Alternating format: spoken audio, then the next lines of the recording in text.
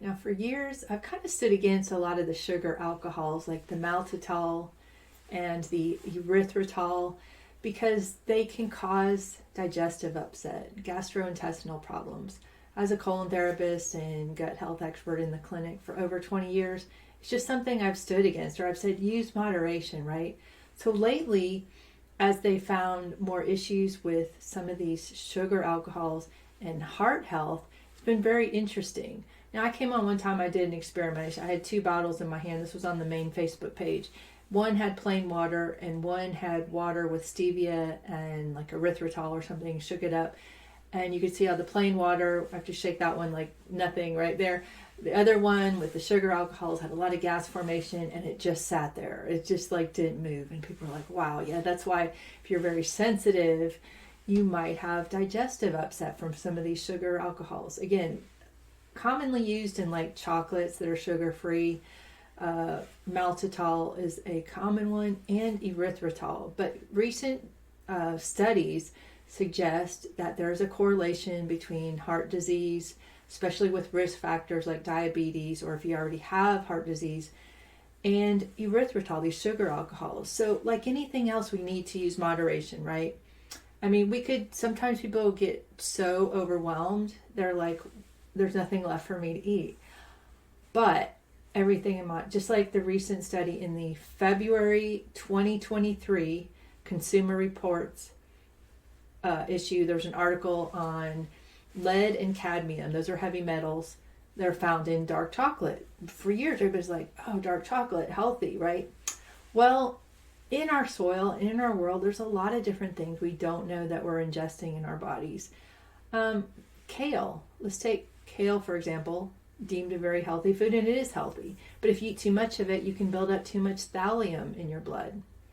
Beets, great for the liver, great health food. Eat too many beets or straight beet juice, which we don't recommend. Always mix other things with it. Can cause digestive upset and not good, right? So everything either in moderation or do an elimination test and see if you feel better. But I bring this up because the recent study on the erythritol and heart disease may be interesting to some of you. And this was actually found by accident. I've read several articles in the last few days.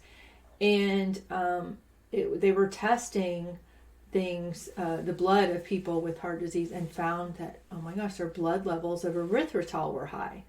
Right here on the screen, so you can see exactly how to spell it. So you can look at your labels of chocolates and other things, and if you think it maybe you need to either reduce it or eliminate it, it might be the right thing for you. With everything else, we need to kind of take certain things with a grain of salt. But if you have a high risk factor, if you are a diabetic, and isn't it interesting? Because the diabetics are going to be the ones choosing the sugar-free chocolates, which has the maltitol or the erythritol in it, and then yet they're the ones at higher risk for heart disease. So again, just use moderation in a lot of these things, but if you feel the need to eliminate them, definitely. Again, it's something I've stood against for years because I saw more of the gastrointestinal effects. And I feel like these companies are trying to create things that are just, the taste is too sweet. And then people are ingesting more and more, and they're craving more of that sweetness. So just be aware. We have our 8-week ongoing course, and we have a whole, it said it's 8 weeks, but in week 4, we go into our dietary principles. I don't call it a diet, but principles that are amazing especially for us women over 50.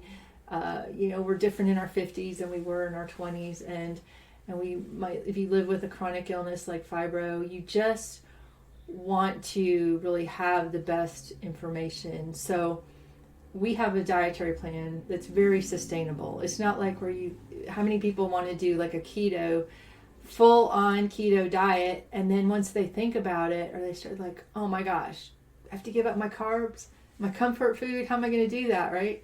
So it's not like that. It's something that you could see yourself doing a year from now, 5 years from now. right? That's what it's about. We want to feel empowered, not defeated. And when people attempt a dietary plan that they can't do for 2 days, much less a month or a year, it's not going to be effective. So back to the sugar alcohols again. You have to use discretion. We're going to keep talking about that because some of these studies are fairly new in 2023. And a lot of people have been recommending sugar alcohols in their diet plans, in their books and whatever. Just again, always look. If you're using a sugar alcohol in your sugar-free chocolates, if you are baking with a lot of these sugar-free alternatives, look on them, see, do they have erythritol? Again, it's there on the screen. And then maybe get rid of it for a while until they really figure out, but they've already had, like I said, they're seeing higher levels of erythritol in people's blood, correlating it to heart disease, and it's just not good.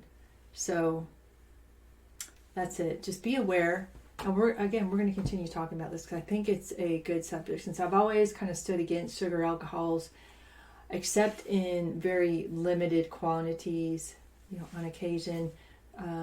It's interesting to me. So we'll continue to talk more on this channel.